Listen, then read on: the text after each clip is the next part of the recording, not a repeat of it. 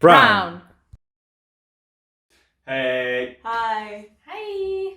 And today we have a special guest. Hi, I'm Camille. I'm half black and half Jewish. My mum's family are from Barbados, but my mum was born here. And my dad's family are Jewish from Eastern Europe, but my dad was also born here. How did you two meet? And we met in year 7. We were in the same class. And we used to talk about Pokemon and things like that. Coming back to me. I feel like we really liked Pokemon. Yeah, and we've just been friends since then, since we were 11. Exactly. Yeah. And now you guys know each other through me. Yeah, we met so many times through Alex, yeah. So you were with me when I met my last boyfriend. I think that's one of the first times that we met. Thank you for coming on today, Camille. Thanks for inviting me on your show. So for me, I guess it's weird to be on a show called Brown because even though I'm half black and half white, my skin is actually white. So whenever there's things about called black or brown, I never know where I fit. Because actually, I'm white even though I'm not white.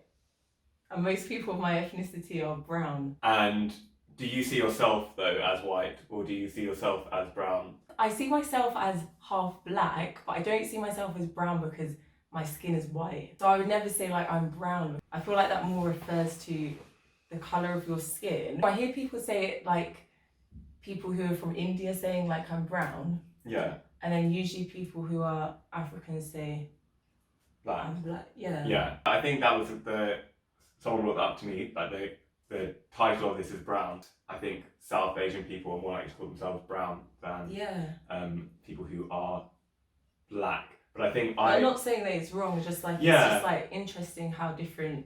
Yeah. Just the way people use language is interesting. Because I think I always thought of myself as brown, despite politically being black, because I initially saw race or ethnicity as colour, skin colour, rather than what the term would be politically. Yeah. Whereas I think for me it was always so different because obviously I always knew I was black, but I'm not black. So I never saw race as skin colour.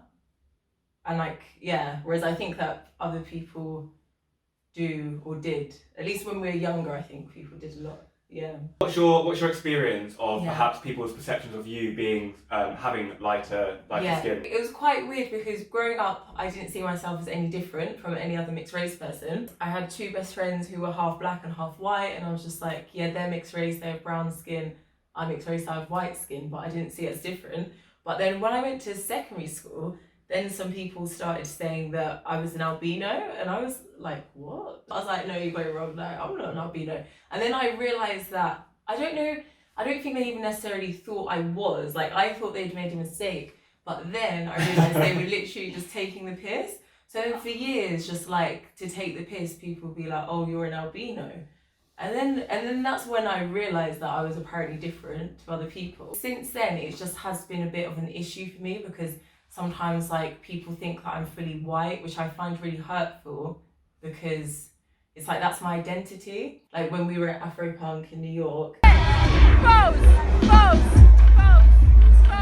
was just chatting with this guy and saying I was gonna get braids, and he was like, you can't get braids. I was like, why not? He was like, oh, don't get them white. I was like, I'm not white. I'm not white. Do you know what the crazy thing about that was? That guy was black. I was just how? I was just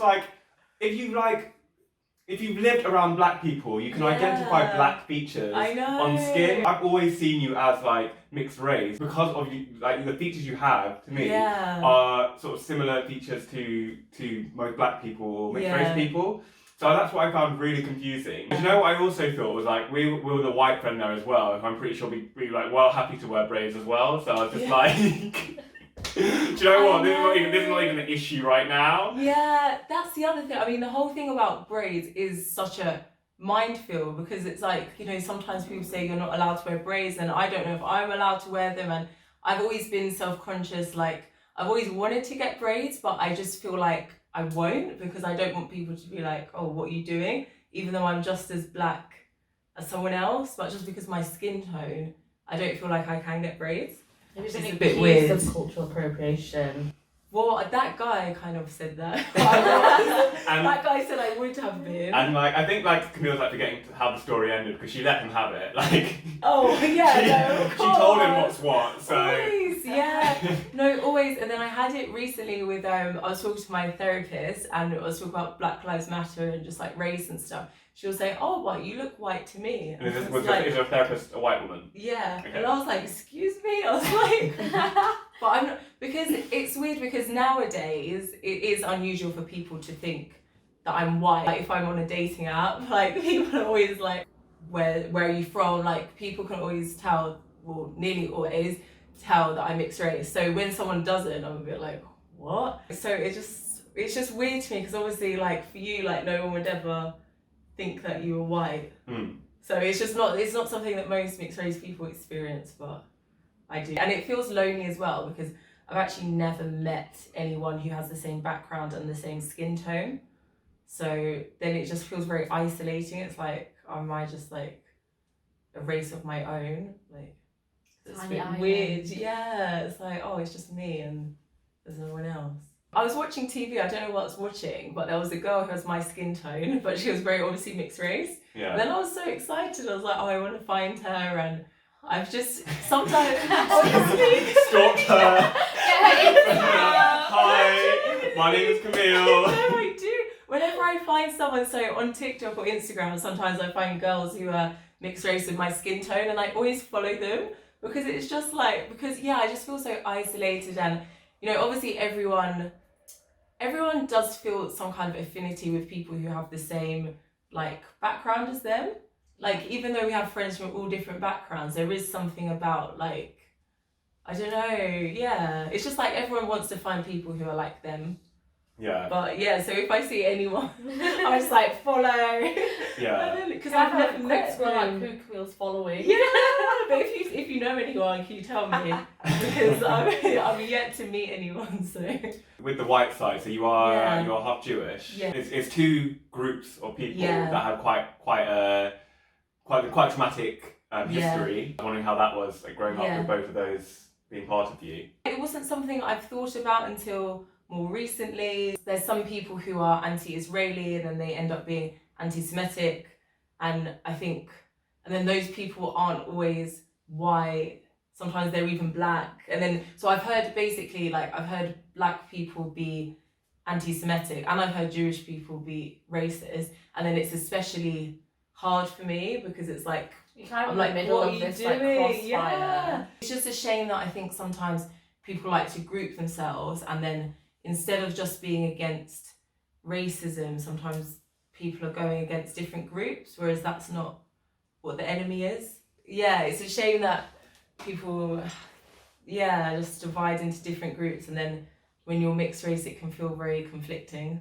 Like, I don't think that all black people are anti-Semitic or all Jewish people don't like black people. Yeah. I'm just saying that, like, just for me personally, like, when I had those experiences, obviously because of my racial background, it's very difficult. But that's quite interesting though. Yeah. Like your family though, like how does that dynamic work? Like, do you have quite a strong Jewish influence on one side? Do you have a strong? No, I wouldn't say either is strong because my Jewish family are not actually religious, and they're very pro-Palestine. And then I didn't grow up with my mum, so yeah. So I guess I'm kind of like in a So I don't really have strong links to like either Jewishness or blackness, I guess. Yeah. Yeah. You're in the middle. Yeah, which is kind of nice because like I'd rather just be like mixed race, but yeah, which I am. Sounds good. Good. It's all worked out. It all worked out great. Yeah. End.